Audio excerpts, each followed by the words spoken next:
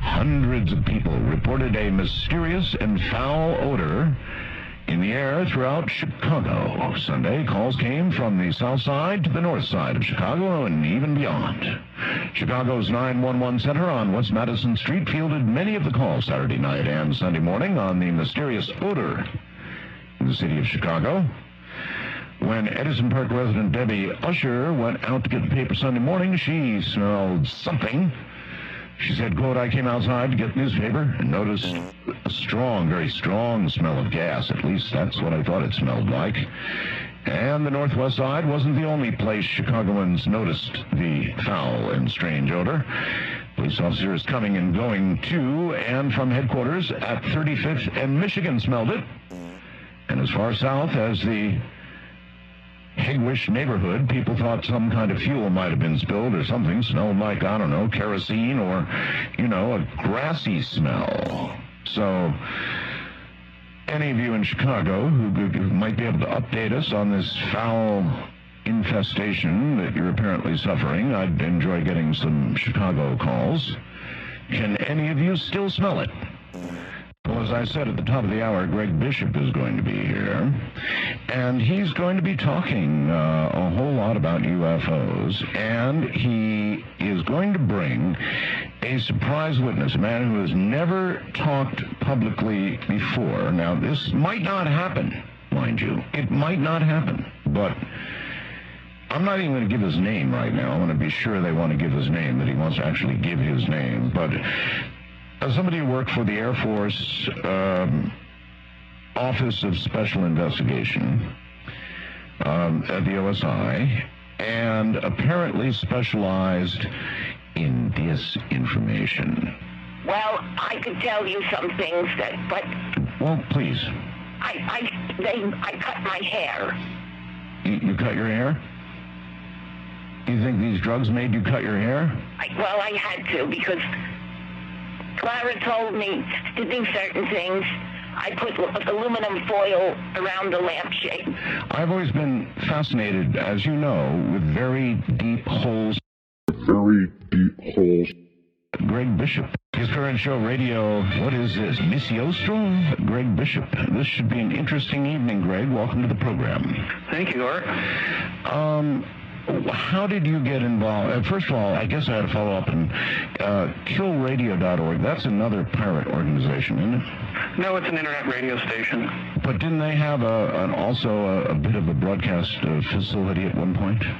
I believe somebody was broadcasting it for a while, but it's been very spotty. I think they were just taking things off the internet and broadcasting them. Yes. Out over the Los Angeles area. KBLT went for, I think, 3 straight years until the FCC finally caught up with us. Closed in, huh? Yeah, I know that you had a FM pirate, didn't you, when you were a teenager, I think? Actually, that was when I was in the United States Air Force. And fortunately, by the time I told that story, why the statute of limitations had long since expired. But yes, we did it. It was a long story, and it was a lot of fun. So there you are, Greg. You've been with the pirates, huh? Yes. Yeah. It was quite interesting. I had a very late night show. I did interviews and music for a little over 2 years till the FCC finally caught up with us and took the equipment and said, you can either, to the person that was running the station, you said you can either give us your equipment or we can take you to court and you might have to pay a fine of something like $10,000 or $15,000. So she gave them the equipment. Oh, an offer she couldn't refuse. Yeah. And she's written a book about it too, which is many people have. It's a remarkable thing. At any rate, you must have. I don't know, to be on pirate radio, it must mean that you had something to say that was not, well, exactly mainstream, perhaps. Yeah, it was, it's basically what you do on your show with the open lines, etc., except we could say, do anything we wanted. mean, there was absolutely no restriction because obviously we weren't licensed. A total lack of responsibility. Yeah, so we never got called on anything, really. It was wonderful. That's kind of how Kill Radio is now, because internet radio is pretty much the same thing. Well, I kind of I follow the pirate community a little bit, so I've always been interested. So I was surprised you knew that somebody was pirating our signal and sending it out in L.A. in I think last year they did it. As I said, I keep track of this stuff. So there you are. All right. Anyway, Richard, how did you get interested in ufology? Greg, you mean? Greg, yes. I'm sorry. How did you get interested in ufology? It's very strange. I don't exactly know how I got interested, but I do remember when I was a kid, my father used to take us to the library every week and say, get as many books as you want, read them all, and bring them, we'll bring them back next week. And then we just did this over and over. And for some reason, and I can't really tell why, I cleared out all the UFO and paranormal and cryptozoology shelves in one library. We went to another library, and I cleared all those shelves out over the course of a year or so, and then I went back to the first library and did it again. And somewhere along the line, something caught your eye. Yeah, it's funny, though, because I was interested in it up to probably about junior high school, and then it kind of dropped out of my life until after I graduated college, and I had a very tempestuous period.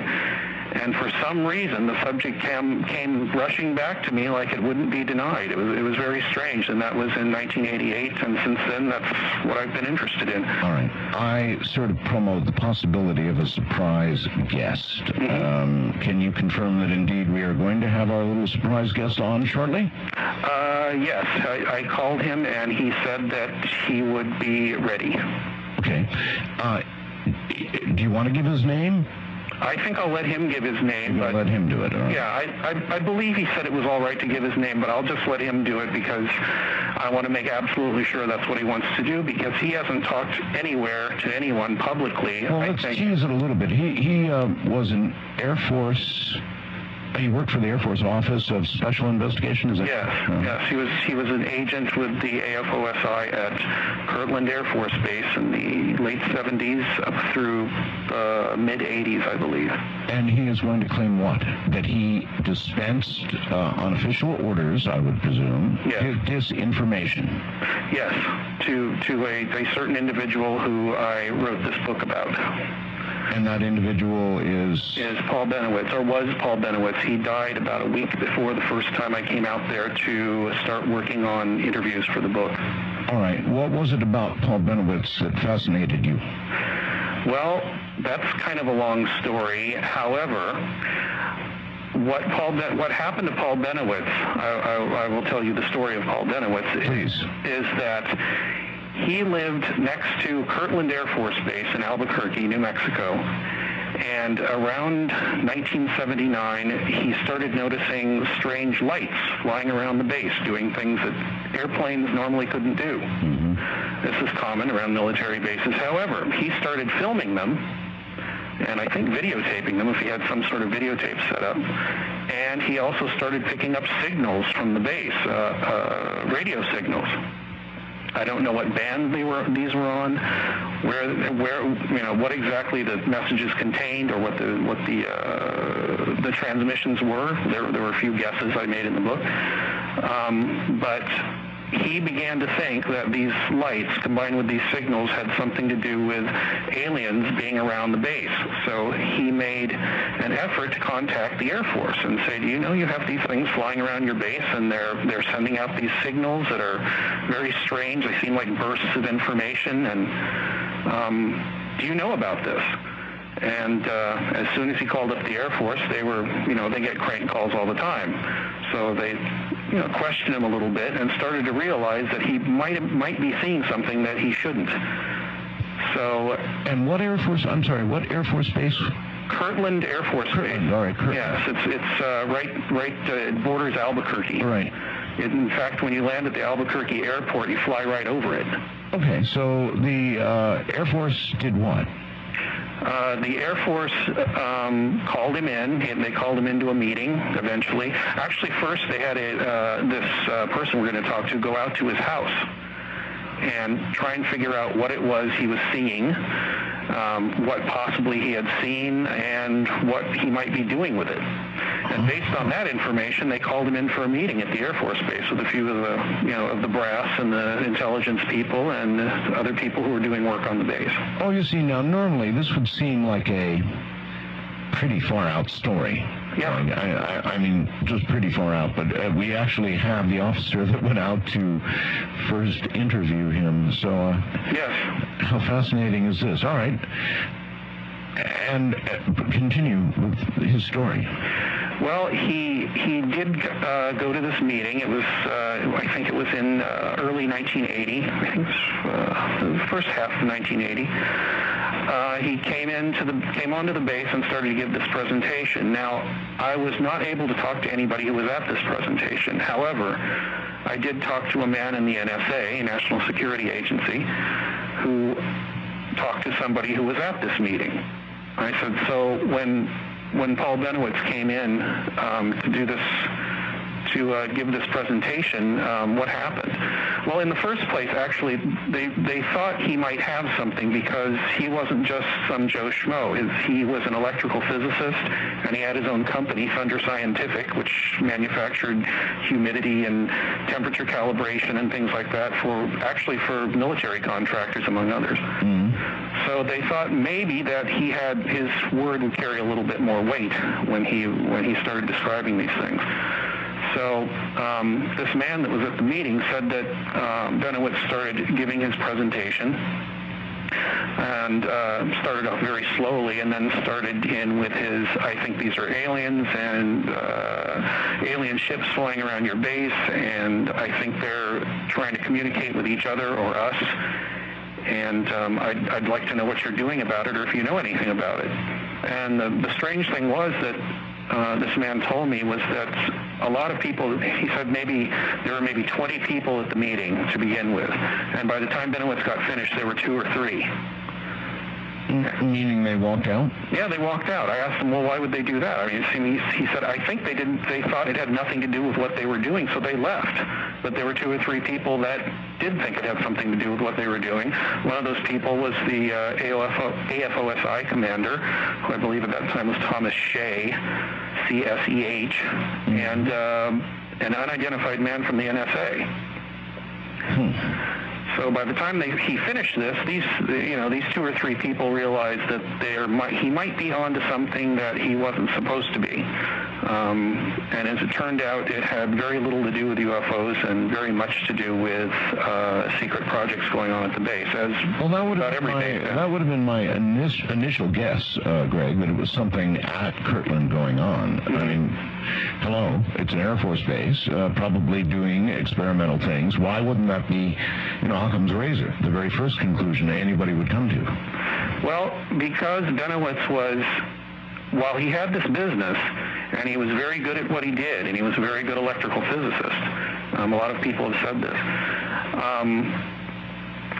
while he was, very intelligent person. He was claiming they were aliens. Yeah, he had this kind of Achilles heel. He was very interested in the UFO phenomenon. And granted, those lights flying around, other people saw them, didn't really say anything about them, or if they did, the Air Force said, oh, don't worry about it, and people just generally shut up. Right. But Bennewitz was very interested because he was basically a ufologist, or very interested in UFOs anyway.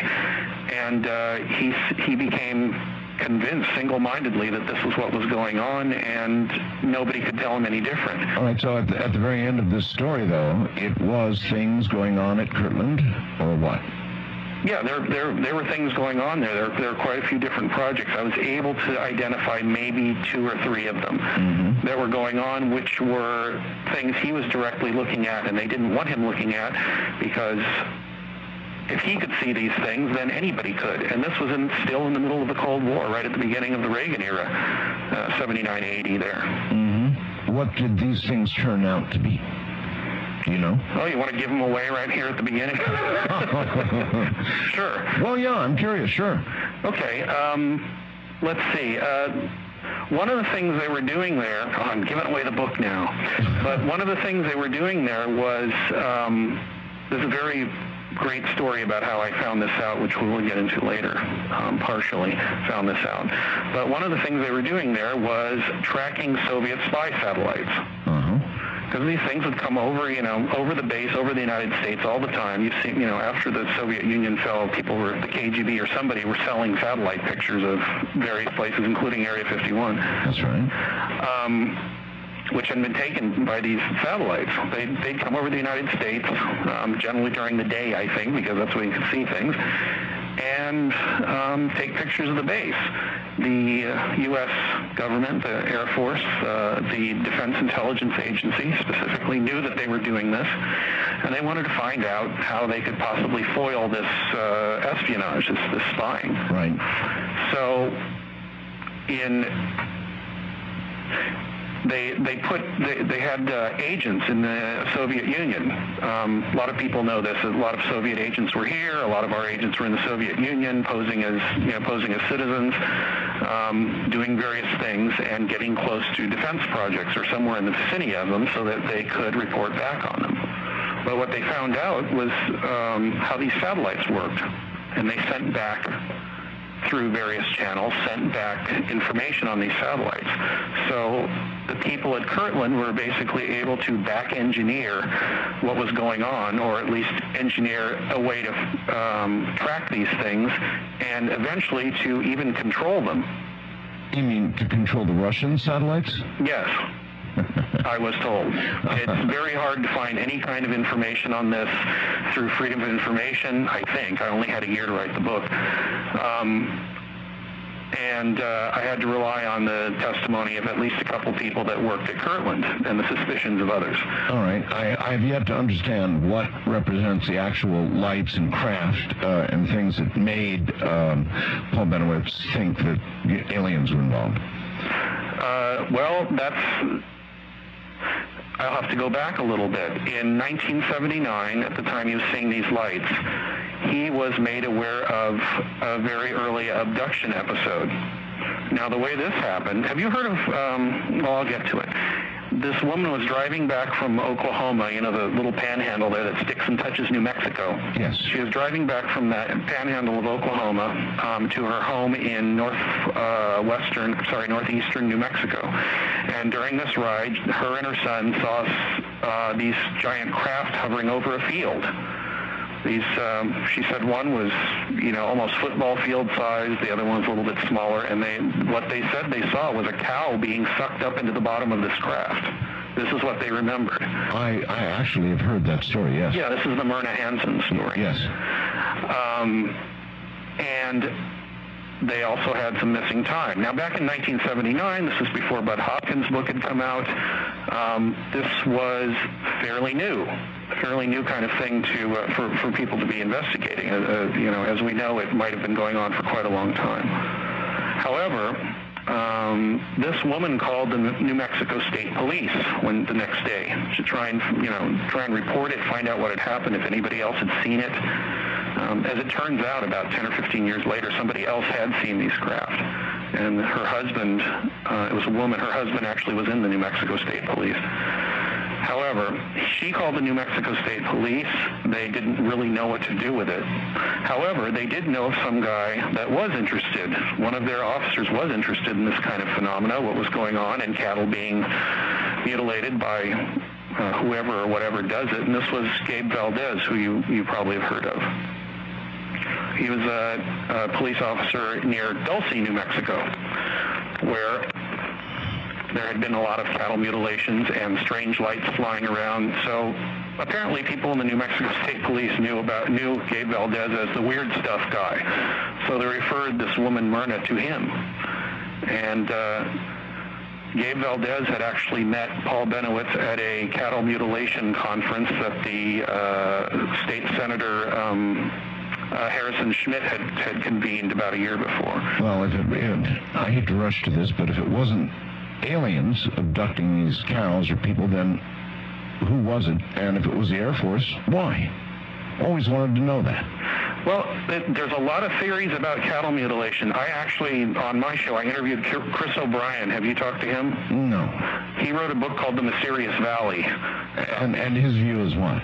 His view, and a few of the other researchers, well, it's multifaceted. It seems like there's a few things that explain many of them, and others, and other theories don't. It's very mercurical, if you know what I mean. Hold on, Greg. I'll sort of try to put what Greg is trying to say in some sort of logical order in a moment. Stay right there. All right, let's see if we can get to the bottom of what Greg is saying. His book is Project Beta. This might help. The Story of Paul Bennewitz, National Security, and the Creation of a Modern UFO Myth by Greg Bishop. All right, so Greg, Yes. So that we can all understand what's going on here. Would you like me to summarize it? If you could. All right. We have talked about Paul Bennewitz and what he was seeing. The Air Force became concerned about what he was seeing because it might compromise some things that they had going on at the base, at Kirtland Air Force Base. Right. And he kept telling them that it was aliens, and surprisingly enough, they didn't tell him any different. And eventually, it ended up with him in a mental hospital for about 3 months in about 1988. And a lot of these stories he was told, and a lot of the stories he came up with, and were bolstered by the Air Force intelligence people and to some extent the NSA, ended up as part of the UFO lore and rumor mill through the 80s and up even to today. Was he of sound mind? I mean, you said he spent some time in a mental institution, or was that just some kind of persecution in your view, or what? No, he was single-minded that he thought there was an alien invasion imminent and the government should do something about it. Yes. And the government did not try to dissuade him from this because they wanted to know, intelligence specifically, they wanted to know what he knew, how he knew it, who he might be talking to or who was listening to him, and how they could protect against that in the future. Because if you have somebody, just a regular citizen, albeit a fairly intelligent one, doing this, then just about anybody could, including who they were very concerned about, which was the Soviets at the time. All right. Let's bring our other guest on, and we'll let him give his own name. Hi there. Hi. Welcome to the program. What is your name, if you wish to give it? It's Richard Doty. Richard Doty. Richard, welcome to the program. Thank you. You were Air Force. You were in the Air Force Office of Special Investigation, OSI? Yes, I was special agent with Air Force Office of Special Investigation. Okay. How did you become involved with this Bennewitz case? I was informed that Paul Bennewitz had called the base and reported some strange occurrences that were happening near Manzano Base, which was a base within Kirtland Air Force Base, housing. At that time, it was sensitive to say, but now it can be disclosed. It was housed nuclear weapons, one of probably the largest nuclear weapon storage areas in the Southwest. And it took some years on the base, and eventually the information got to our office. I was the counterintelligence officer for the base. All right. The information got to my desk, and I briefed my commander, and we sent a little message up to headquarters, and we were tasked with obtaining all the information we could from Paul. Paul was seeing things, right? He was seeing lights, or what specifically were Paul's claims? We went, actually, the first time I met with Paul, he came to the base. We actually invited him to the base. He went to the base police office, the security police office for the base, and he spoke with a major, and, a captain at the time, who was in charge of the base security. And he gave this captain some information about what he was seeing from his house. And he lived in a Fort Hills area, which was just adjacent to the base perimeter of Manzano Bay. Right. On the in the northeast portion of Albuquerque. Again, what was he claiming to be seeing? He was claiming he claimed he saw lights, flashing lights, objects flying around Manzano. He claimed he saw a light shooting out of the sky, out of the ground into the sky, and then from the sky down into the base.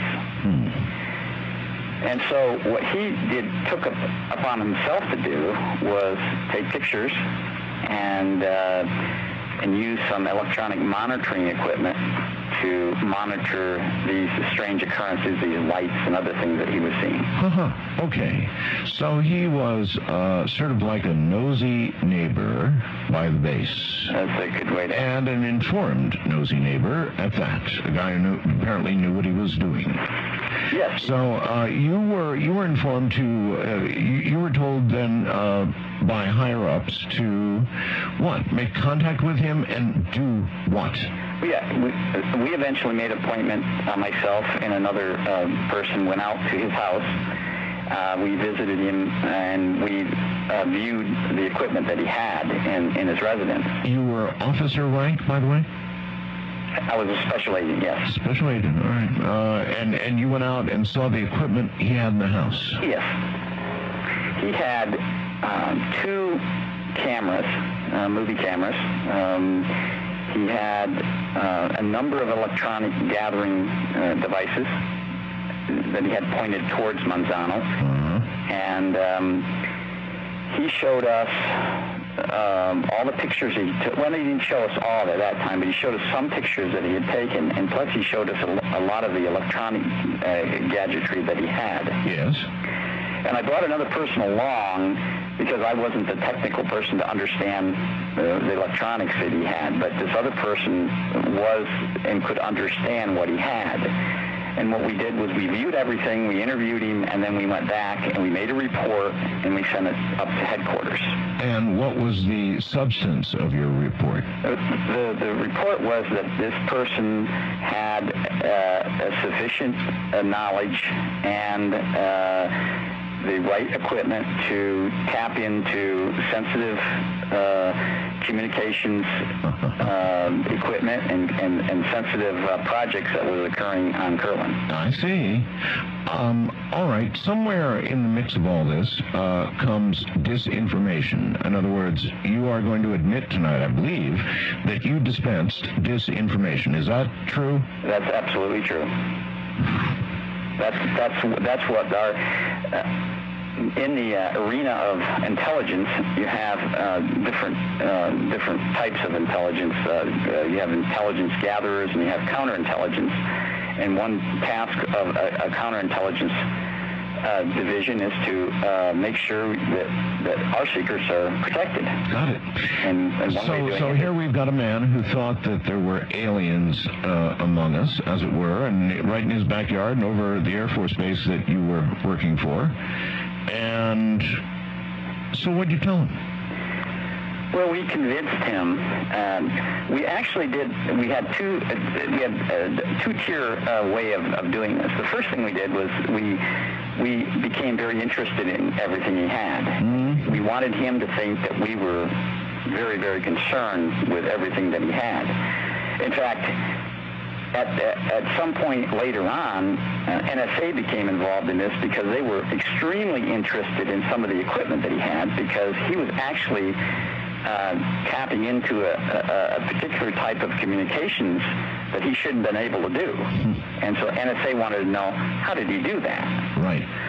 So we became very, very good friends, and it's one thing you do in counterintelligence. You become friends with a person, you start vetting him, you start... Makes sense, yes. Yeah, and then eventually, then you start feeding him information. And what we did was we convinced him that what he was picking up wasn't anything classified from the base, but in fact it probably was of alien origin. My goodness. Did you really... And how did you do that? What did you say to him to convince him of that? Well, we didn't have to say really anything. He had he had the fourth already, that what he was picking up, he had an idea. Yes. Initially, he thought maybe it was classified. And he told us, listen, if I tapped into something, let me know. Well, we weren't going to do that because we don't know who his friends were, and we couldn't really, he wasn't a trusted person. So what we did was we said, well, I think what you tapped into is something unknown.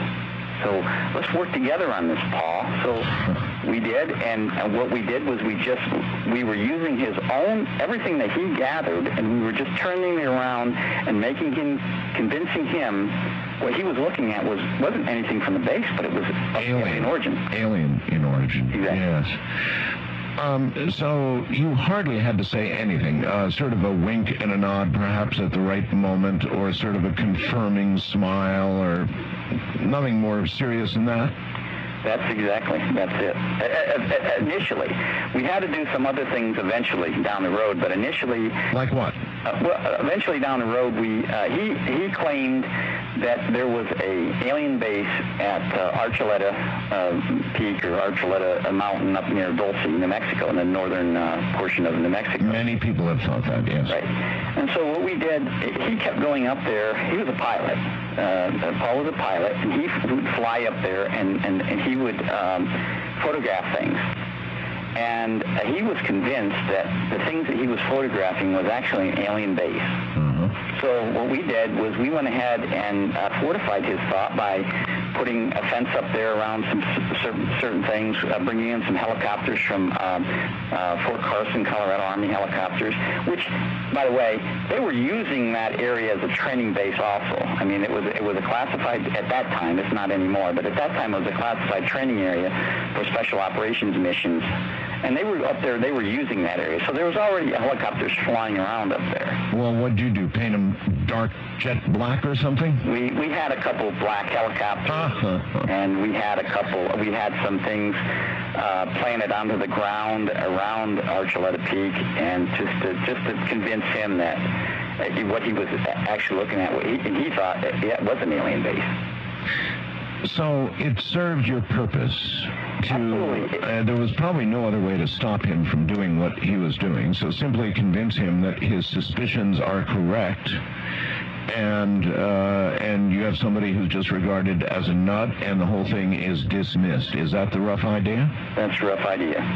That it was easier. It's easier for us to have done it that way than to get a search warrant and a seizure warrant and seize all his property, seize his equipment, and what would that do? That would cause a lot of publicity. Of course. And the wrong type of publicity that the base wanted. Well, Richard, many of us want to know how such operations are done, and I guess what I'd like to know, Richard, is how universal you think this kind of tactic is. It is quite, at least at that time. I'm out of the business now, and I've been out for a long time, but during the 60s and 70s and into the 80s, it was widespread. It was a primary tactic used by U.S. intelligence for a number of things. We're not just talking about UFOs or aliens. We're talking about a lot of different things. You can use disinformation to disinform anyone about anything if you play your cards right. Now, one thing about disinformation, and this wasn't the only operation we did against somebody with UFO information, but one of the things is giving them enough information, that some information that is credible for them to lead them along the path. Oh, yes. Well, the very best lies, of course, have nuggets of truth buried at their center. Exactly. And this is an art that is taught. I mean, I didn't come up with all this myself. I was trained. I mean, did you go to disinformation school? Well, it was a counterintelligence and counterespionage school, but that's what they taught you. Yes. So there was lots of people believed in underground, and still do, that there's an underground base at Dulce, right? Yes. And I suppose lots of people still think there's something going on in and around Kirtland Air Force Base.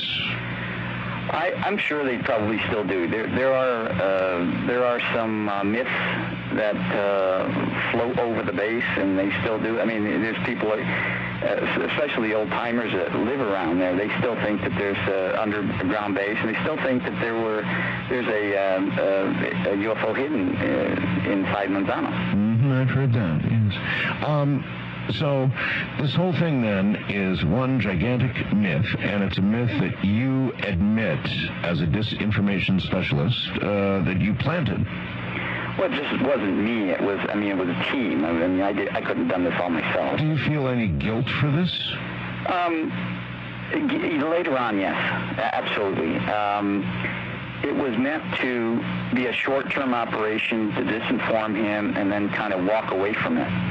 And let Paul think and do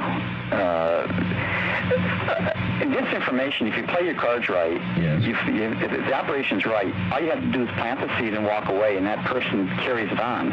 And he informs others, and the others believe him, and it just blossoms. Well, are you aware that, according to Greg, Paul spent some time in a psychiatric facility? Yes, and I visited him. I visited Paul a number of times. I became good friends with Paul, and towards the end of this operation, I tried to convince Paul, and now this wasn't me as a OSI agent, this was me as a person, because I was concerned about Paul's health. Yes. I was trying to convince Paul, and I went through his son to do this, that, hey, everything we told you before, Paul, isn't true. And I explained to him why we were doing it, but he never believed me. He said, no, I can't believe you, Rick, because... Well, right, lie to me once, and lie to me twice, right. That kind of thing. Yes. Right? So, I can see why that, he would just think you were in official denial. Emergency mode, we've got to deny all this. Yeah. Because he had bought into the first thing anyway, and you just bolstered that. Yes, that's exactly, and... We tried, I visited Paul, and right up until, I think probably 8 months before his death. I became friends with him, took him to dinner, and he never, I tried to talk to him, I tried to talk him away from that subject, and he was totally convinced. Now, unfortunately, during this time period, Paul became friends with some other people, yes, within the community, within the UFO community, and they were reinforcing on him that it was all true. Richard, how many other cases like Paul's were you involved in when you worked for OSI? 3. 3 other? 4 total. 4 total. Yeah. These were all cases where you intentionally dispensed disinformation on this kind of subject, or was it different things? No, pertaining to just UFOs, it was the 4 operations. 4 operations. Yeah. Was one of the other ones with Linda Howe? Yes, the other one was Linda Howe. Holy mackerel. All right. Well, I'm going to want to hear a lot about that, Richard. Are you willing to talk about the disinformation fed to Linda? Sure. All right. My goodness. All right, gentlemen. Let me ask, Richard, when was that? Can you recall? In 80, I believe it was 83, 84 time frame. 83, 84. Yeah, Linda did a very good piece on cattle mutilation some years before that. Oh, yeah. Well, listen, let's take a break right here. As I was saying, in the first hour, you just never know what you can run into on talk radio. It's one of those wild things. It's not like any other medium in the world. Here we've run straight into a disinformation agent. And I want to make sure that I've got your name, I'm pronouncing your name correctly. Is it Richard Doty? Yes, that's right. That is correct. Richard, it's not every day you get to talk to somebody who freely admits they're a disinformation specialist. Anyway, you dropped the name Linda Moulton Howe before the break. So what in the world did you do to Linda? Well, Well, in '83, she did a cattle mutilation story, I think in the late '70s with a Denver station. She used to work for a Denver station, and she went on her own. Linda was going to air she was working on a UFO special, and for some reason the government didn't want her to air that, and so we worked an operation against her.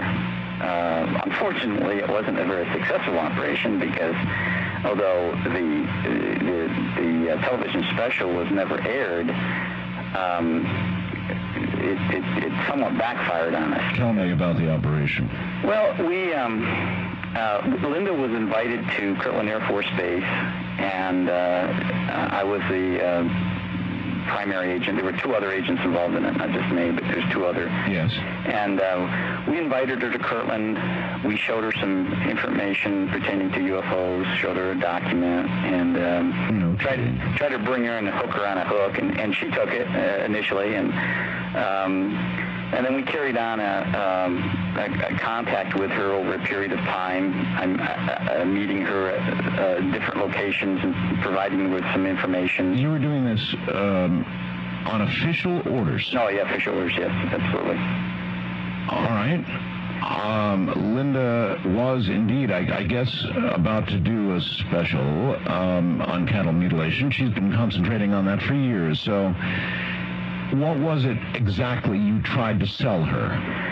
We tried to sell her that the promise that we were going to assist her and with information, that we were going to actually provide her with some legitimate information for her special. And but what we were doing was delaying it. Now, we also had an operation, the government, not just me, I didn't have anything to do with this other operation, where with another entity on the East Coast, with one of the broadcasting companies, and they were doing something different there, which I'm not really privy to what they were doing there, but I was... Was that with HBO, Rick? I believe it was HBO, yes. Because HBO was the one that was sponsoring the special. Linda kept telling them she was going to get some film from you, and like you said, stringing them along. Oh, God, I remember that. Linda told me about that. And then HBO scrapped the special because she never got the film they thought was going to be part of the crowning achievement of the documentary. And that was somebody you knew, Richard? Somebody I knew as far as feeding her that information. I was doing it. You were personally doing it. Which wasn't just me. There were three other people involved in it, three other... And the motivation, again, for the government ordering you to do this was to delay the airing of the special. Yes. All right. There's no way we can know you're not feeding us disinformation now. Well, I'm out of the business. I've been out of the business for a long time. I have no reason to be disinforming you now. Linda is aware of this. I mean, I have had a number of contacts with Linda Howell over the years, and she's aware of this. But what we were also trying to do was she was involved with some other things, some other research pertaining to UFO, and we were trying to feed her information to lead her astray. Well, Richard, you must know a lot more about this. In other words, if you're trying to get Linda to delay release of a special about animal mutilations, maybe you can tell me something about animal mutilations. Or did your job not include the need to know that?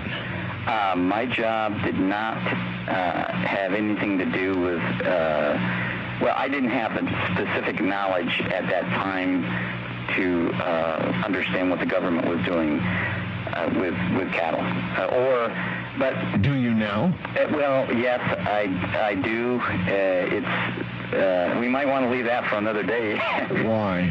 Well, it's really a complicated. Well, I would like to know what if it's. So you're telling me it is the government mutilating and abducting these cattle? Only there was a small operation, and I learned this later. I had no official knowledge of this during the time. I didn't have a clearance for it then. I learned this later. I learned this after I got out of OSI. In fact, I was a civilian when I learned this, and I learned this in a room with 6 or 7 other intelligence officers who were all also retired and telling stories. All right, well, tell me a story. What was our government doing with these cows? Our government was collecting certain things from these cattle. Now, it wasn't just cattle, actually. It was horses and elk and deer and things. That's fine. And they were using it to create a bio,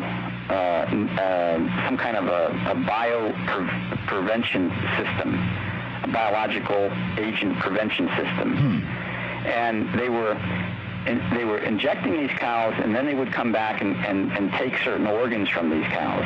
And they developed a unique method of doing it by draining the blood first and then taking certain organs from... All right, maybe you can explain the part of this that I've never been able to grasp, Richard, and that is, why would the government need to do this to farmers' cows when they could easily get their own cows? That's why it's a complicated system. It stemmed around wanting, the government was doing this, but they wanted everybody to think it was something else, some other entity doing it. They wanted people to think it was aliens. Aliens, yeah. Now, I said, I didn't know that at the time. I learned this later. I had nothing to do with that operation, so I had no first-hand knowledge then of that. So you now believe, though, that the reports of cattle mutilations and all the rest of it are indeed true, but are indeed done by our government? Well, no. Well, initially, yes, because this operation, the government operation, ceased in 1982. It was from, I think, 77, 78, until 80. But you're not in the government now. No, I'm not in the... You can't really know what they're doing. Well, no, I don't, really. But I know that the government operation ceased in 82. Now, if there were cattle mutilations after that, according to my sources who were involved in that operation then, it wasn't the government doing it. So we don't know who was doing it after that. I also have received allegations on the computer where I get messages here, my fast blast, that you fed Stanton Friedman disinformation. Is that true? No, I never had anything to do with Stanton Friedman. Did anybody in your department, did you hear anything about it? Pardon? Did you hear anything about disinformation being fed to him, perhaps by others? No, I never heard it. Bill Moore asked me that back in 10, 12 years ago, and I said, no, I had nothing to do with Stan Friedman. I had no operation against Stan Friedman. Paul Bennewitz, Lynn Howe, and 2 other groups of people that we had an operation against, and the other 2, I didn't play a big role in those operations. The one I played a big role in was Paul Bennewitz and Linda. Is there any doubt in your mind that our government is still doing exactly that? There's somebody doing Richard Doty's past job in today's armed services? Oh, I'm positive somebody's doing it. It's such a great method of laying people astray or moving them astray. And today, speaking today in 2005, I'm not proud of what I did. I mean, I had a job to do, and I did my job. I mean, it's just like you served in the Air Force. I know you did, Art. That's right. You had a job in the Air Force. You did your job in the Air Force. That's right. I had a job in the Air Force. I did my job. I followed orders. Everything we did was following orders. We would... perhaps so, but my orders never included orders to lie to people. Were you in intelligence, Art? No.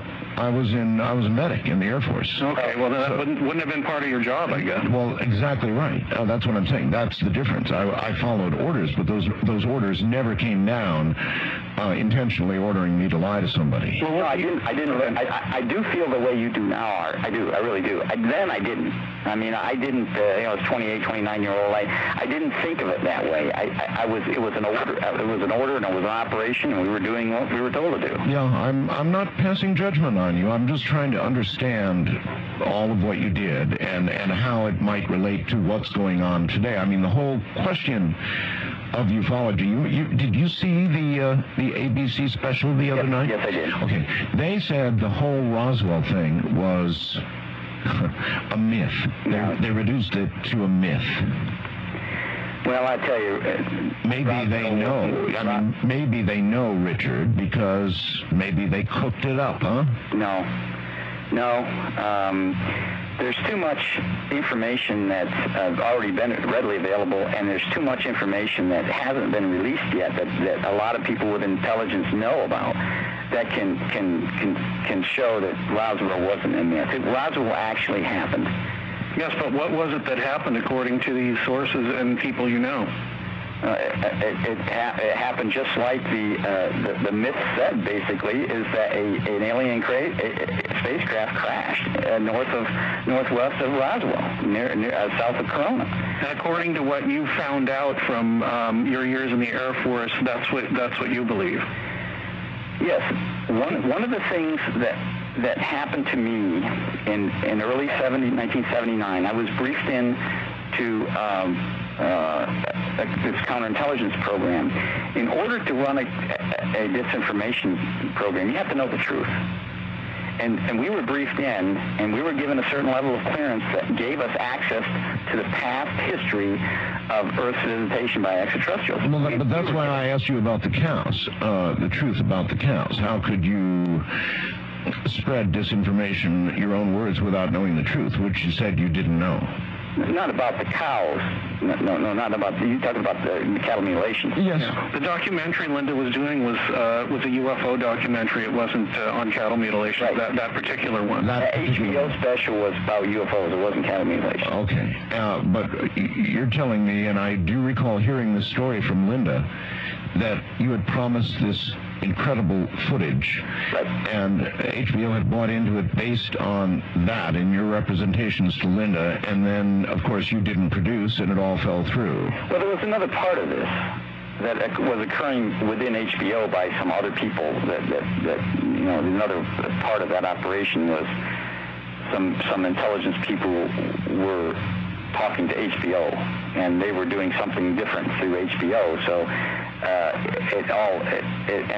and the final outcome, they dropped it because of this of the footage that we promised her. Mm-hmm. And they had done this before to Robert Emenegger in the late 70s when they were doing a documentary. Not early 70s. Early 70s, I'm sorry.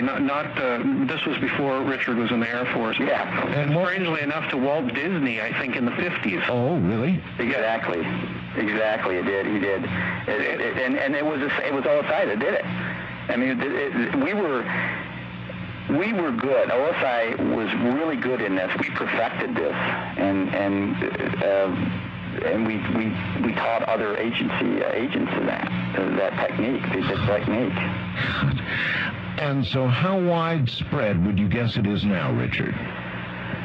I'd say it was still widespread. I think that I listen to your show. I listen to a show quite often. You have a lot of good guests on there that have some great information that's legitimate, and then you have some that it just sounds to me like they've been brainwashed. Yeah, you're absolutely right, Richard. And I haven't yet figured out where to put you and Greg.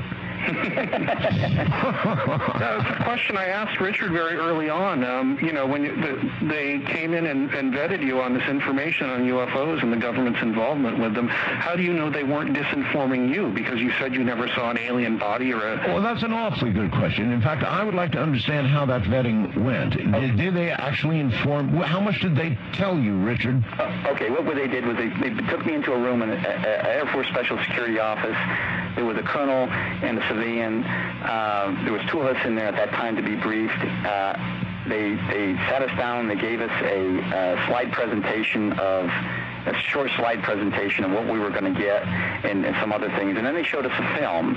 It was a 16-millimeter film, classified, code word classified, yes, which started, and it was a narration of Roswell. I mean, what we were watching there was the actual film of the recovery operation in Roswell. You're telling me you saw a film of the real operation in Roswell? Absolutely. It was part of this briefing film. It was the real thing. How do you know that? Well, I mean, I had no reason to doubt it. Why would they be feeding us that disinformation? Well, Greg asked the same question just a minute ago. How do you know that what you were getting was a real McCoy, that you weren't being fed disinformation yourself? After all, your bosses were better at it than you. That's clearly possible, but by other things that occurred later on, and some of the things that, if you want me to go into, I can. I do. Yes, I do. Well, we were briefed into it then. I mean, they showed us this. They gave us that briefing. We had to sign our life away. You said some people couldn't handle it and they kind of dropped out.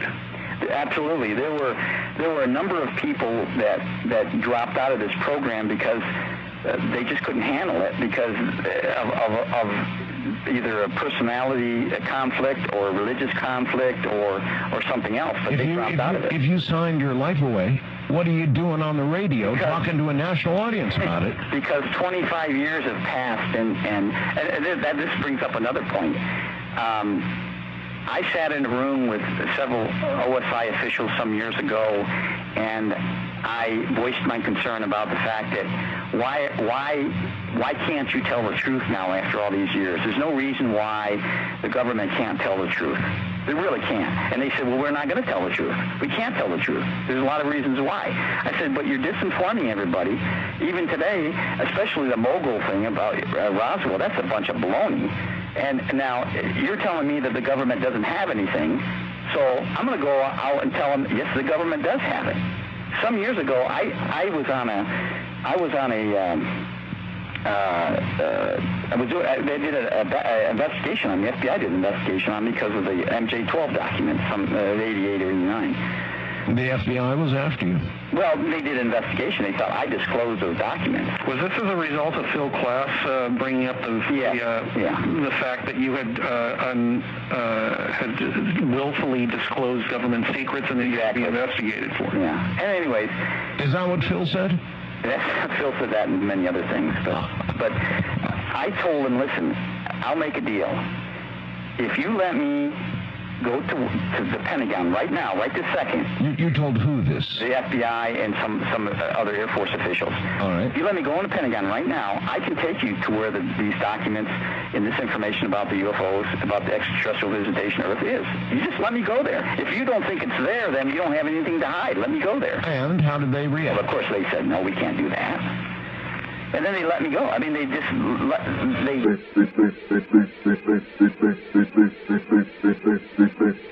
Obviously fascinating stuff. My guests, Greg Bishop and Richard Doherty. Richard and Greg, both of you, welcome back. Thank you. Thanks, Art. Okay. Greg, I guess you had an opportunity to interview Richard, or how did you get on to Richard, as it were? I got in touch with him through Bill Moore, who's another of the main players in the story, who we haven't really talked that much about yet. Do you both have something to do with Bill Moore? Richard, I think, still communicates with him. I live in Los Angeles, where Bill does, and I see him probably once every few weeks. He retired from ufology after making the announcement that he had become an asset to the Air Force intelligence service, and ufology kind of turned on him at that point. That was in Las Vegas at the MUFON convention in 1989. He admitted that he had become an asset to Air Force intelligence. Yes, it's an interesting story, too, because he was recruited as an insider in the UFO community who could tell the Air Force what people were thinking, what they were talking about, what they thought things were. You know, what are these lights? What do people think? Do they think they're aliens? Do they think they're some kind of airplane or what? We need to know these kind of things. And they recruited him by disinforming him. In what manner? The first thing they did was, and I think Richard knows about this, they gave him a document called, that referred to something called the Silver Sky Project. That rings bells. Does it really? Yes, it does, actually. That involves some sort of multiple witness UFO sighting in southern New Mexico, actually around Roswell, in the 60s. They said, why don't you, the exchange was, you become an asset and we'll give you inside UFO information. But obviously you can't tell anybody you're doing this. You will report on people, tell us what they're thinking. I don't believe he ever disinformed anybody personally. He says he hasn't, and I tend to believe him because I haven't found any evidence of it.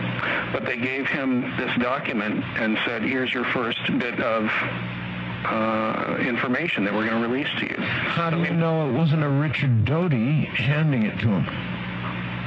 A Richard Doty. I didn't say the Richard Doty. He didn't at the time. Because as it turned out, this document was kind of a test. He went and checked up on these names, these places, and none of the people existed. So he came back to his contact, which a lot of people know as Falcon. That's what Bill Moore and his partner began to refer to this guy. He was apparently from the Defense Intelligence Agency.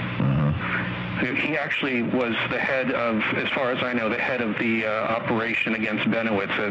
The orders came down from him. But Bill came back with this document and said, look here, these people don't exist. What's going on here? And Falcon and Richard, were you there when this happened? I was involved in this, yes.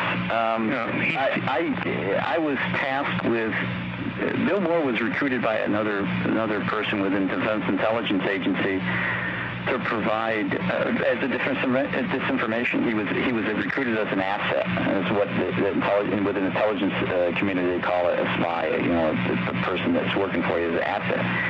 And Bill came to New Mexico, and I was tasked with contacting Bill after he had I think he did a radio clip on a talk show channel. He was going around doing publicity for the Roswell incident, the book he wrote in '79. That's right. Mm-hmm. Anyways, I met Bill, and all my job was to just make contact with him, get some information, and tell him that I was a friend of the person in Washington, which we did.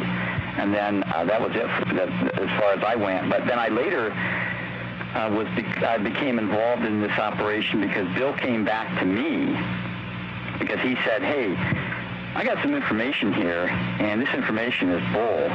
And he wanted me to check it. Well, the information that he'd gotten from Washington was, in fact, bull, but I didn't know that it was given to him in a disinformation operation until I contacted headquarters, and then I found out that, yeah, they were running him as an asset. They were feeding him, like Greg said, they were feeding him with disinformation. But Bill was pretty smart. Yeah, this was a test. He brought it back, and the person he gave it to, I thought it was, he told me it was you and this DIA man, but maybe it wasn't. Anyway, he said that as soon as he said this is a load of BS, none of these people exist, this DIA man said, good, you passed the test. What they wanted to do was find somebody who wouldn't immediately go start spouting this big discovery to a bunch of ufologists. To check up on it first, be careful about what he said, be careful about what he did, and go about it as an investigator would to find out if something was true before they said anything about it. My God, what a mess. A lot of people believe that the U.S. government is engaging in a slow release campaign of information about UFOs and the presence of extraterrestrials on Earth. Do you believe that's true, Richard? Yes. In fact, during my briefing way back in '79, that was made aware to us that the government had tried to in the early '50s, and one of the first movies that where the government actually cooperated with the movie industry was the day the Earth stood still. I think it was in 50, whatever, 1 or 2, whatever. And then they cooperated. In fact, they had placed Air Force intelligence people with some knowledge in as an aide or an advisor to some motion picture companies making movies about the subject, and they were trying to condition the public for a release. But unfortunately, I guess somewhere along the line, different administrations within the government decided that wasn't a wise idea. They also did you mean an actual implication that a real elected official is in charge of any of this? Well, I don't know. That was way above my pay grade. I don't know that. They have a lot of people around them, and so that kind of shapes the policy, I think. The cabinet, the appointments for that administration, etc. But at some point, you're saying, Richard, at least, they were preparing the public for the big story. Yes, that's what we were told in the briefing, that eventually that the... And I can remember growing up, let me say this, I was never interested in the subject of UFOs growing up. I had not the slightest interest. My brother, who I roomed with, he was the fanatic. He had these old True magazines. He would read everything that he could get his hands on about the subject, and I never had any interest in it. Right up to the time that I was briefed in 1979, I had no interest in the subject. Well, why you then? Well, I don't know why. Well, there's some reasons why. I'm not going to go into details, but there's a couple reasons I found later, and one that dealt with a couple relatives that were in the service. But I was probably the least informed about the subject at the time I was being briefed. And I had the same question that... Well, I have the same question that Greg did. Why you? I want to know more. Why you? There must be some... I was selected... when I got to Kirtland, I was assigned as a counterintelligence officer for the base because I went through some special training.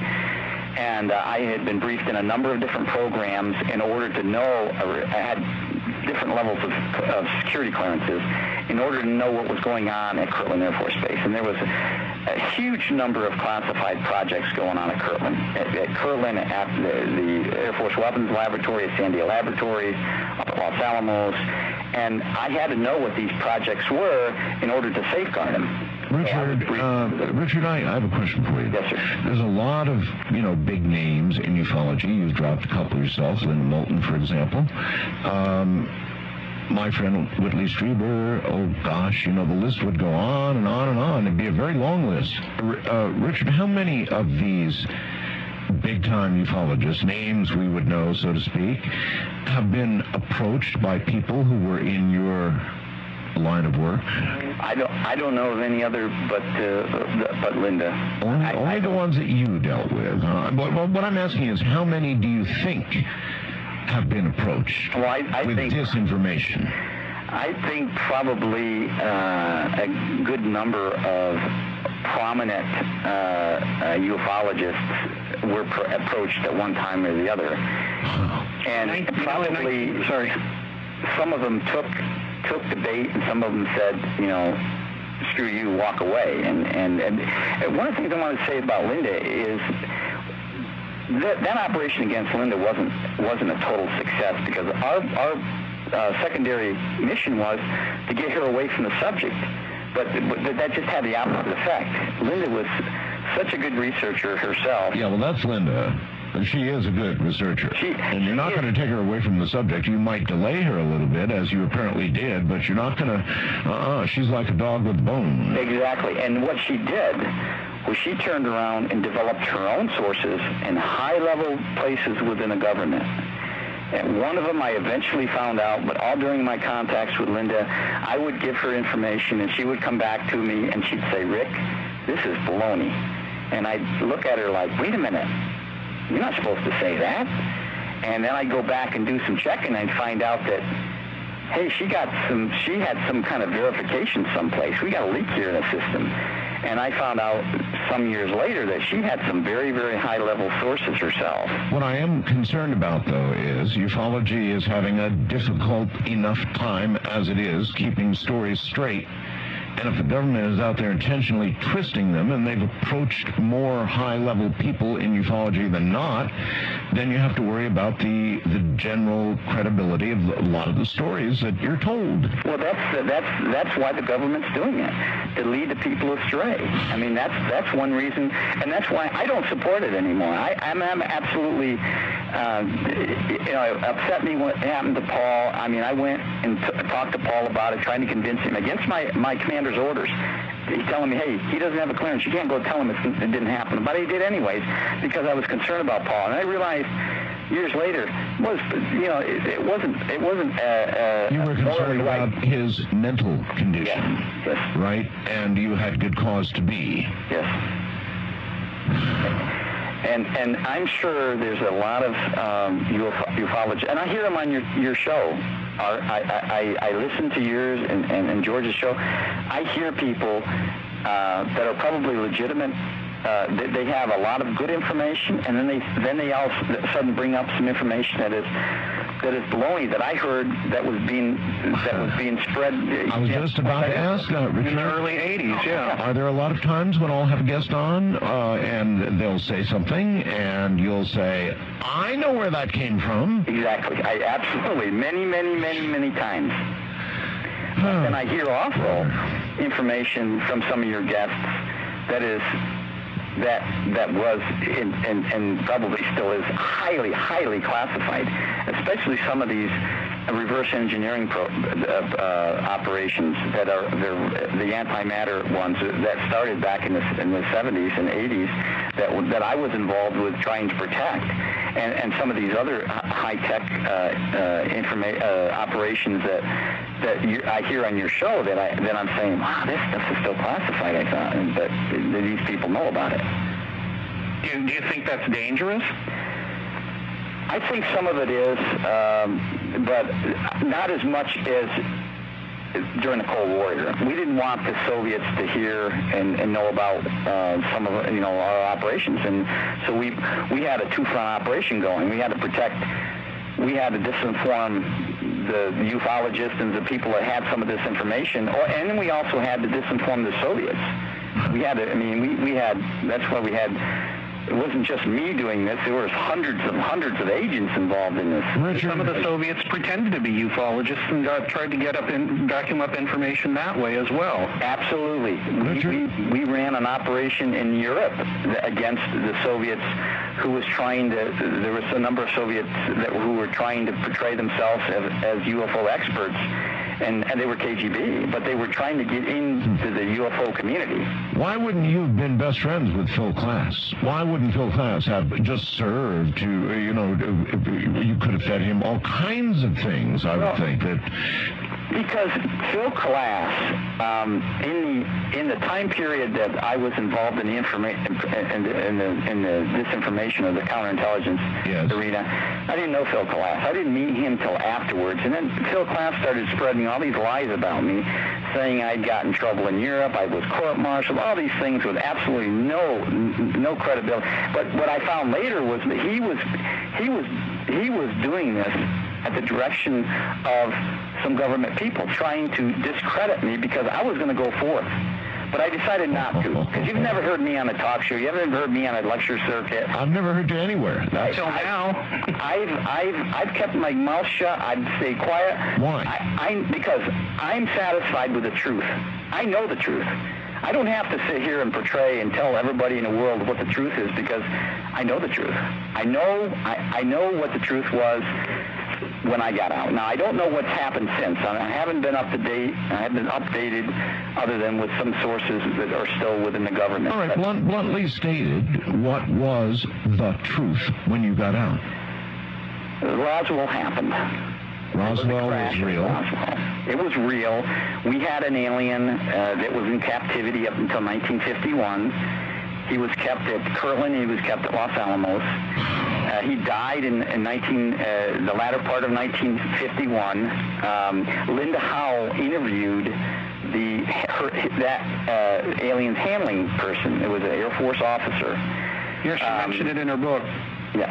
You saw the film, so you saw the film. That means you saw the alien. I saw the alien. And you would describe this alien in what way? He was about 3 foot 8 inches tall. He had the large eyes. He's a typical gray-looking one that you see now. I mean, they're portraying. It just didn't have a thumb, had 4 fingers, and he actually was portrayed almost depicted perfectly on that program back in, I think, in 1988, UFO Cover-Up Live. Cover-Up Live, yeah. In fact, his actual diagram was provided to a source through Roy Patterson. I mean, that was right there on the television, and he died in '51. Well, that whole show was a whole disinformation operation. And because at the end, Robert Collins or somebody there, one of the other agents that was in shadow there with the voice disguise said that the aliens like Tibetan music and strawberry ice cream, and at that point everybody shut down and said this is ridiculous. Well, the truth about that is that's exactly what was written. That was exactly what was written in the Red Book is our history of the extraterrestrial visitation. That's true. That's not a lie. That's true. I know it turned people off, but exactly, that's true. You give people the truth, and that turns them off because it's just so unbelievable. But that worked as disinformation because it turned people off. But that's the truth. That alien liked ice cream. He liked strawberry ice cream. They didn't have teeth. They couldn't chew. Everything they took in had to be a fluid. They didn't have teeth. All right. Listen, hold it right there. I wouldn't let you go for all the world. Richard, can you hang in there? Sure. And you too, Greg? Sure. Good. Everybody hold on. You don't get ones like this that often. From the high desert in the middle of the night, I'm Art Bell, and this, of course, is Coast to Coast. AM, AM, AM, AM, AM, AM, AM. Let's do it for real. Let's do it for real. Rick, all the way down in Florida, would like me to ask the why question. He says the why question is, why is the government still holding back all this alien UFO info? Either one of you want to try to answer that? Well, I'm going to say that I think that they know what's going on, and they probably don't quite know what to do with it. What do you think, Rick? Yeah, a lot of the information is to protect technology. There's some things that we got from them, from our visitors, that we're trying to perfect, and that has to be safeguarded. And I agree with that. But I don't agree that just the mere fact that we were visited should be held up. So that Rick in Florida, I agree that some of that should be released. But in that area, Richard, how do you get a little pregnant? I mean, I know. Well, if the government would have done what they should have done back in the 50s by the slow release of the information and conditioning the public, we wouldn't have that problem today. But they didn't do that. Why not? I don't know. I wasn't around back then, and I just know that I guess the governing body of this information decided that they kept putting it off, and at some point they kept lying. They kept saying they didn't have it, we don't have it. Yes, we do. No, we don't have it. Well, there's people in power, and they like to stay in power, and part of that power is knowing something nobody else knows. Exactly. That's a good point, yeah. But you were the one promoting exactly that policy of we have it, we don't have it, it's true, it's trash, it's baloney. Or then it's real. I mean, kind of. You're right. Right? Absolutely. Yeah, exactly. I was doing that. Absolutely. That was our job. I mean, there were, like I said, hundreds of agents that spanned out across the United States, and that's what our job was. But it wasn't to disinform people on UFOs because of the aliens. In your case, apparently it was because you were protecting things that were going on, projects at Kirtland at the time. Exactly. Our job had nothing to do We never were told, hey, now we don't want the public to know about UFOs, about aliens. That never surfaced. Well, what we were told. You did say you were shown a film, though, of what actually happened at Roswell, and you had to sign a form that, sign your life away. Well, it wasn't Roswell. It was our history, United States history, of involvement with the ETV. And let me tell you something. There was one of your guests one time, some years ago. I don't know exactly how long ago I was listening to it. That got it right. If you look at government, which are still classified, most of the government documents, they don't refer to this as UFOs or some of the other things that you're reading today. The official government terminology was ETV, extraterrestrial visitation. Linda Howell got it right, and there was one other guest on your show a couple years ago that got it right. That's people go in and look for documents under ETV, they might get something, or they will still be classified? You might want to. I'm sure there's going to be the million people listening to the show. If you go out there and try to get something ETV, it was referred to as extraterrestrial visitation. It wasn't referred to UFOs. We knew what they were. We knew who they were. And the government wouldn't put UFOs down unless they were describing something that was, in fact, a unidentified flying object. I still don't understand how they could have shown you Roswell and the true history of ufology and what the government knew, and had you sign all this, and even today that you could be sitting here telling us. Well, I tried to explain that to you. Well, you did. The government is saying now that doesn't exist. That is baloney.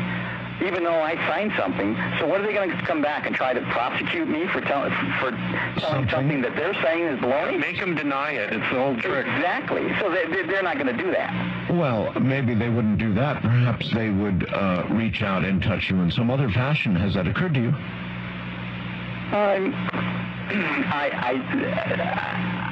They could, yeah, you're right. They could very well do that, but I'm not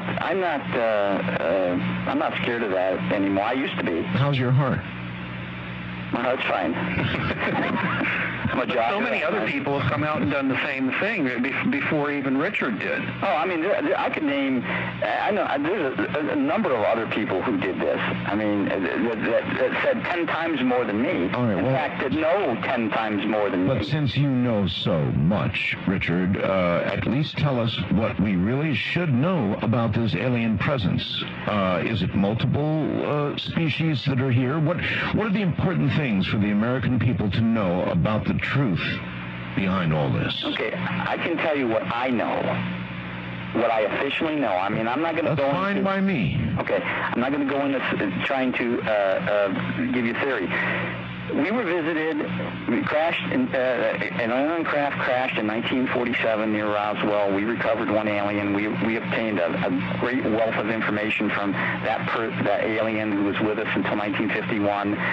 1964, there was a landing at Halleman. Actually, it wasn't at Halleman. It was at White Sands.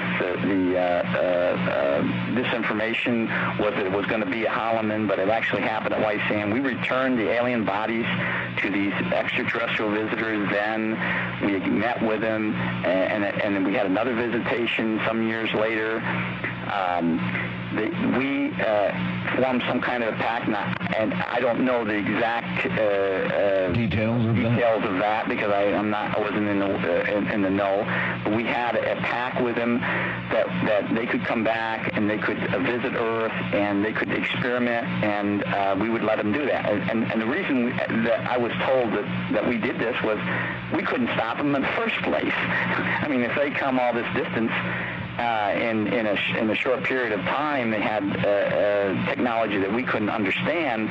We were afraid of them. Basically. But still, you're telling me that you believe that you're charging our government made a deal with aliens to come down and occasionally grab specimens and slice and dice as they will. No, I didn't say that. Well, no. Really, I don't know anything about them providing any type of our government providing permission or giving permission to any visitors, extraterrestrial visitors, to do that. No, nothing like that. But that's what goes on, though. I mean, people are abducted. People are inevitably, in some way, sexually accosted, or probed, or shot, or given a shot, or given what God knows what. I mean, those things are what are reported, Richard. Right. Reported. Now, I tell you one thing. In my 8 years or something in OSI in that particular program with the clearances, I never read one bit of information about abductions. Not one in an official government document. Now, I heard a lot from other people. I'm not a believer. I mean, I'm not a strong believer that the aliens are abducting us. I'm not a believer. You did say, though, that our government came to an agreement with them that included... Yeah, that they could come and look at Earth and fly around Earth. I guess I don't know what the. I think what he said was experiments, and that's what. Yes, you did say experiments. Experiments, yeah, like. And that's what set me off. I don't mean with human beings, because I never read the document. All I read was that the United States government had an agreement with the extraterrestrial visitors that they could, we would allow them to visit Earth, and research or whatever. I can't remember the exact wording. That's it. That's all I read. I don't know anything else about it. Sorry, was that one of the things you told to Paul Bennewitz? Because he was under the impression, after talking to you and other people in OSI, that we had exchanged abduction rights for technology. No, not abductions. No, I never had anything to do with abductions except for 2 cases, and one of the cases was an absolute hoax. The other one was inconclusive. But I never had anything to do with that. I was never briefed in anything. Maybe it did happen, and maybe we did know about it, but I wasn't briefed into it. I had no knowledge of it. Mm-hmm. Well, again, so. We've been, craft has crashed, we had possession of an alien being. Do you know anything at all about what we learned, or what came of it? In other words, it's kind of back to the question of what should the American public know that we know? They call them Ebens. The Eben we had in captivity, and I say captivity because that's actually what the way it was phrased in the documents, captivity. He wasn't allowed to leave. He provided us with a book, and it was referred to as a yellow book. And in this book, which wasn't actually a book, it was a kind of a transparent piece of slab that when you looked at it and studied it, wording, English wording, but it's ironic because if you knew Russian, if you were looking at it in Russian words, it would come out. I mean, I don't understand it, but in there it gave the full history of what they knew about the universe and about our solar system and about other life, intelligence life around the universe. And they provided us with information about other creatures, other aliens who had visited Earth or in the past. Okay, that's a gigantic general piece of information you just gave me. Do you know any of the details of that? I mean, to know what it's all about is what it's all about. I mean, those are, almost godlike questions. Do you know any of the answers? No, I don't. All I know is what I had access to the yellow book for about 5 minutes, and in 5 minutes I couldn't get much information out of it. But there's been others who have been on your program and who have written books about it, who were right on the money. And in fact, there's one person, I don't recall their name. They live, I think, in New Hampshire, Vermont, or something, who was a former intelligence officer who claimed to have had access, and he gave a lecture somewhere some years ago about it, and he was right on the money as far as I know. But there's others out there that know a heck of a lot more about it than I do. What I didn't know, and what somebody told me, was about the different races of aliens. And what do you know? What do you know about that? Well, I didn't know anything then. In fact, the person who told me was Linda Howell. She got that information from a high-level source within the CIA, and I verified it with some other people. I didn't even know it. Boy, you are so full of information, Richard. I've got to ask this. I guess I did earlier, but I've got to ask again. Richard, you were a disinformation specialist. How in God's name am I supposed to understand I'm hearing the truth from you now? Well, I would have no reason whatsoever. If I wanted to disinform you, Art, what I would do was try to convince you that the extraterrestrial visitation was baloney, that everything that you ever heard was wrong. I can't do that because it's not true. I wouldn't do it. I have no reason now, after all these years, to do it. I wasn't proud of what I did. I mean, I did a job. I'm not proud of what I did then. I really not. I mean, I'm somewhat embarrassed at times about. But maybe you're proud of what you're doing now. Well, I'm truthful now. I'm forward now. I mean, I'm open now, than more so than I ever was in the past. What do you think, Greg? Should he be believed now?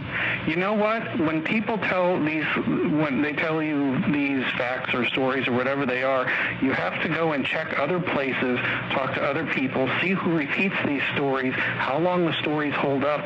That's how you get through disinformation. You can't just listen to it and then accept it and then go off with it. You have to sit with it for many years sometimes to figure out something's true or not. A lot of the things that Rick is saying have been verified by other people. Now, you and I and probably most of the people listening have never seen, an alien or never seen this book or the crystal that they talked about that people would look into, any of this stuff. So you have to suspend your disbelief up to the, as far as to the edge as you want to, and think of it probably more as a mental exercise before it's proven unequivocally to you, like it has been to Whitley Strieber and maybe Bob Dean and other researchers like that. Right. It's a tricky thing. Yeah, I'll say. The whole thing is tricky. If you want a yes or no answer, it just doesn't work usually. A couple of calls. Wildcard line, you're on the air with the group here. Hi to everybody. Hello. I wanted to say I'm not debunking Roswell, but I wanted to talk to you about the Fox show, that special that they did, whatever it was, about 10 years ago or so. Oh, that's a good subject, sure. Okay, this is a real interesting observation, and it actually wasn't made by me. I have pretty poor eyesight, but it was made by a friend of mine, and then I watched it on tape and looked more carefully. Nobody, I don't think, has ever brought this up, and I'm real curious what you guys have to say about it. You're talking about the autopsy, right? Right, the alien autopsy. Right. Okay. Okay, I'm a big buff of old telephones. It sounds strange, but listen to this. This is very interesting. In that show, if you watch it, if any of you still have a tape or recording of it anywhere, I do. Watch that show, Art. You probably know this about old phones and things like that, being into ham radio. At that time, in 1947, they did not have coiled cords for the hands. All right. I've been aware of this argument now for a long, long time. Richard, do you have anything you want to say about the alien autopsy? Do you have any knowledge of that? I think it was a hoax. I didn't believe it. You think it was a hoax? Yeah, I don't know anything firsthand now. Why do you think it was a hoax, and who do you think put that film out or released it? I don't know. I don't know. I watched that a number of times. In fact, I've watched it with a couple of people who are still within the government, or at least then was still in the government, the 70, whatever. All right, so your information about it is not firsthand. No, you're just like the rest of us, unsure about that question, right? Right. I don't have any firsthand knowledge. Yeah, good enough. West of the Rockies, you're on the air with the group. Hello. Thank you, Mr. Bill. I appreciate the opportunity. Sure, where are you? I'm Scott, Orange County, California. Okay. Greg and Richard are listening. Okay, Richard, I admire Mr. Bill and this radio format because he seeks the truth, okay? You, sir, are on the other side of the coin. You are a liar and a thief. You've stolen Paul's life and ruined it. You are a mindless, soulless drone. And as long as the government keeps employing these mindless, soulless drones, we will continue to have these conspiracies. That was mindless, soulless drone, right? I got it all. Mindless, soulless drone. Okay. And what I did... All right. Let's hold it there. Mindless, soulless drone is, I think, something you might want to respond to. Well, I no longer work for the government, and... So you are no longer a mindless soul? No, I'm no longer a mindless. Maybe I was during that time, and maybe I was. I probably could be considered that then, but I'm no longer with the government now. How about a nice big general question? How much damage do you think that official disinformation put out by people like you at that time has done to ufology? Probably it did some harm, yeah, absolutely, and not so much of what I did, but there was some others. You're talking about small little operations that I did. Two that I told you about. Two others that have never been disclosed. Would you like to disclose them? One of them was a total failure. I mean, total failure, and the other one, no one's ever written about it, and the group. Which one would that be? Pardon? Which one would that be? I'm not going to tell you. I'm not going to go into details on it because I would be opening Pandora's box. Oh, well, hey, we specialize in those kinds of boxes here. Perhaps you could, we're coming up on a break, so perhaps what you could do is sort of figure out if there's a way you could talk about it without naming specific names.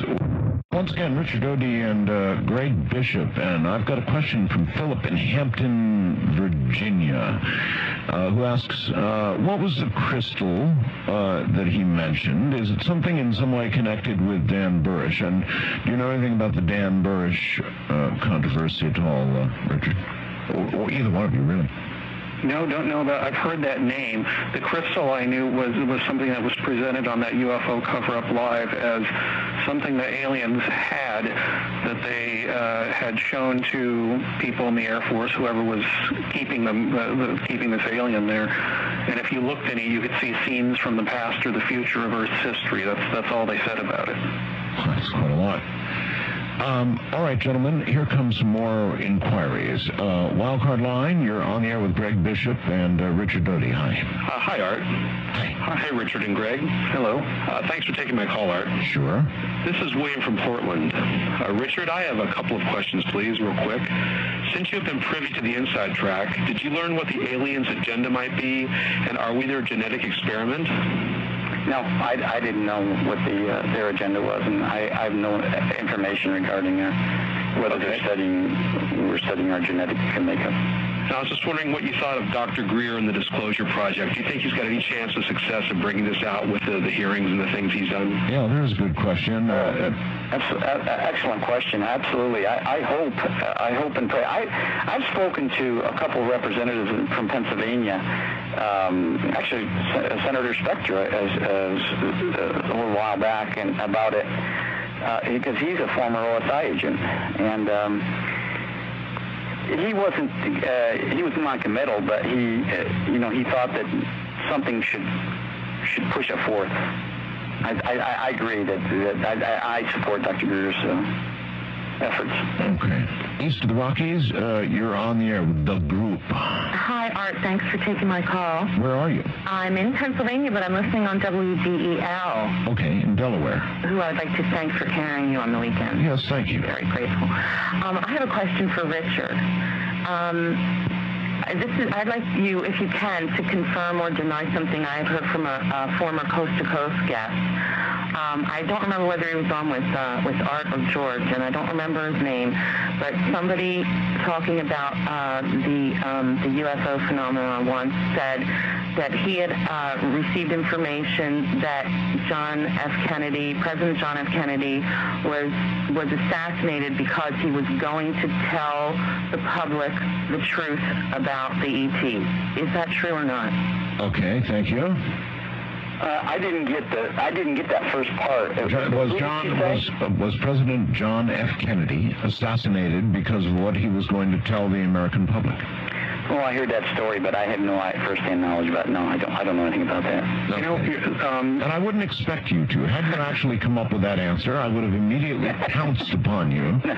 So, Greg? Yeah, there was a researcher called, I think it was Michael Karlinski, uncovered this, and then Ken Thomas published this in Steam Shovel Press about some sort of pillow talk between JFK and Marilyn Monroe about him seeing aliens at Area 51 or somewhere out in the Southwest, and that's the reason, one, JFK was assassinated, and two, Marilyn Monroe appeared to be suicided, as the term is used in the business. Suicide. Nobody's been able to back that up. That's just one conspiracy rumor that's come out in the last 10 years. I heard that. Ironic, a little sidelight here. I was stationed in Germany, and one of our things we did over there was counter espionage, and we were debriefing a former KGB agent, and one of the questions that was presented to him was about John F. Kennedy, and he said, that's what he said. He said, well, you guys killed him because he was going to talk about the UFOs. And this came from a KGB agent. I don't know. I'd have told Marilyn about UFOs. Yeah, baby, we got him. We got him. See one? I probably would have too. Well, west of the Rockies, you're on the air. Hi, good evening, Art. Thanks for taking my call. It is quite an evening, yes. Yes, it is a keystone, if it's believable. I'm not really too knowledgeable in this area, but I've been paying real close attention. And Richard, Art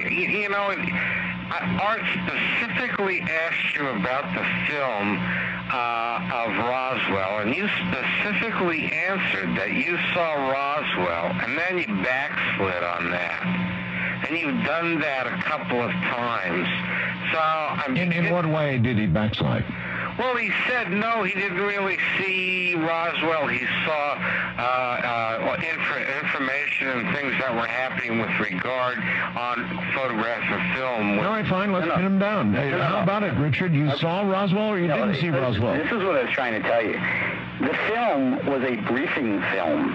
It contained a number of items pertaining to ETV, extraterrestrial visitation. And it showed a clip of the Roswell recovery, and the narrator was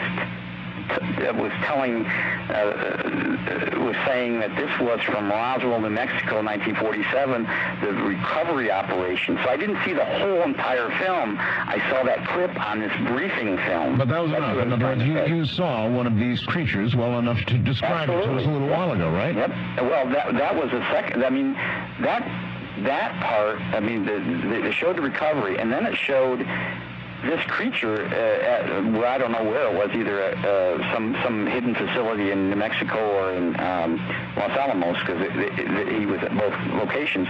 But it showed this creature, it filmed this creature, saying this is one that got out of the craft, that lived. So that was part of this briefing film. All right. You're on the air with the gathered group. Hello and good morning. Good morning, gentlemen. Where are you? You're going to have to speak up real loud. You're not too loud. Good morning, gentlemen. Sorry, I got cancer in the throat, so I'm sorry. I'm sorry to hear that. What's your first name? My name is Mark. And what question do you have, Mark? It's not really a question. I have been seeing UFOs all my life. And I joined the Navy, and I actually seen one 134 feet away from my battleship. Okay, but we're not taking Well, wait a minute. reports. How does this relate to these? This relates because my commanding officer worked out at Oswell, and he says that he can confirm there was UFOs. But my question to you, what is the color? He was telling us they were green, and he said they were gray. What color was they? All right, what color were they? I didn't catch all that. Something about the color of UFOs. I don't know. It was kind of. I think he was trying to figure out what color the aliens were, because his commanding officer in the Navy. The craft themselves. Were they? Okay. Yeah, he was talking about the craft. I don't know why. It was like it was a test or something. Oh. He was testing you, Richard. Oh, okay. To see if you had knowledge of what color these things were. I don't know. I couldn't understand his question, so. What color were the UFOs? The craft? Yes. You mean the alien craft? Yes. Oh, the metallic shape, but they were silvery colored. The ones that that I saw. They actually showed one at the end of the briefing tape. And that's the one that was involved in the Cash Landon thing. All right, this is of immense interest. If they showed it and it was real, then what did it look like? The outside of it wasn't a saucer shape. It was more like a bat wing shape. It had a cutout in the back where apparently the engine was, and it was a kind of bat winged shape, and it had a protrusion on top with a light, and it was a silvery, grayish colored craft. This was the one at Roswell you were talking about? Yes. All right. Because the Cash Landrum ship was something else, and when I talked to you, you said you thought that was, and what a lot of people thought was a test craft, a nuclear-powered test craft that somehow went off course. You know about this case, right, Art? Yes. Yes. I want to add for you, Greg, that you do have a book which is called Project Beta, and Project Beta is the story of what happened to Paul Bennewitz. Yes. In fact, most of the things we've been talking about tonight, except for a few exclusives from Richard here, are in the book.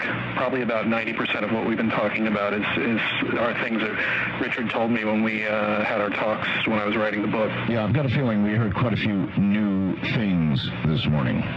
At least a couple. Yeah, at least a couple. Wildcard line, you're on the air with the group. Hello. Hi, how you doing? Okay, sir. Where are you? I'm Tom from New York. All right, Tom. A question?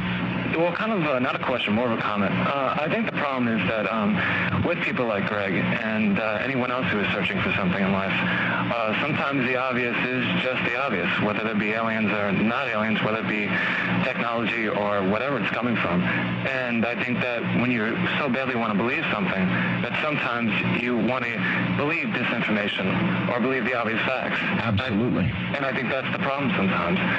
Whether there be aliens or not, it's just you have to be open-minded and be willing to accept and be able to tell the truth from not the truth. That's why disinformation works. Yeah.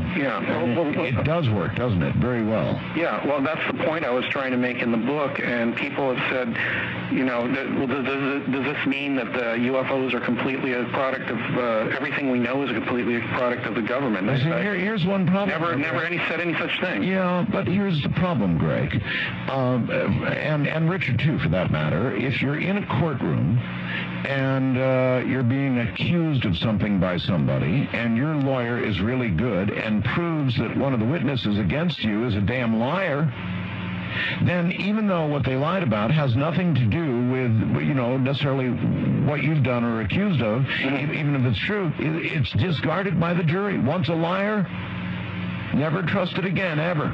Exactly.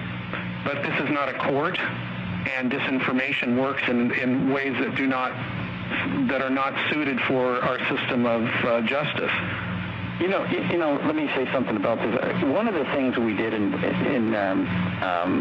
disinformation area was in counterespionage, where we recruited a person and we sent that person into a Soviet agent, and we controlled him, and we fed him disinformation. We fed our guy phony information to give to the Soviets. Okay, well, now the Soviets. Now everybody's going to say, well, that's good disinformation. That's the greatest disinformation. That's right. That's right. So when it involves people like Linda Moulton Howe and I guess Paul Bennewitz and a lot of other people that have been fed, American citizens that have been fed this disinformation, it does go down as well. Yeah, I agree with you 100%. I wasn't proud, like I said, I wasn't proud of doing it. And on the other hand, everybody understands the need for national security, and it may be that the need is just as great here as it is in giving the Soviet Union disinformation. I'm just telling you how things go down PR-wise. East of the Rockies, you're on the air with Greg Bishop, Richard Doty. Hello. And Art Bell. Hi, my name is Tom. Yes, Tom. I live in Northwest New Jersey. Okay. And in 1981, I did hold a top secret clearance. And I just wanted to tell you that some of the things that he is saying is true. Yeah, I mean, you're not the first person to call me, either publicly here or privately, and say what you're hearing is true. Yes, I just want to let you know that some of the things that he is saying is true. Okay. All right. As I mentioned, Ed Dames called. Richard said the same thing. Yeah, I know it. I know. That these things are done, these lies are dispensed, and it's in the name of real, honest-to-God, national security, projects. Yeah, well, I pointed this out in the book that there were assets in Russia who were sending this information back, and if they found out that somebody over here was getting that information and using it on these satellites through Paul Bennewitz or anybody else, these people would have been, imprisoned or killed or whatever. And they figured, I think Richard can comment on this, that they figured that the one person getting paranoid and going off the deep end was worth 10 or 12 or 15 or however many agents they had over in Russia doing this, apart from the fact of just the basic information.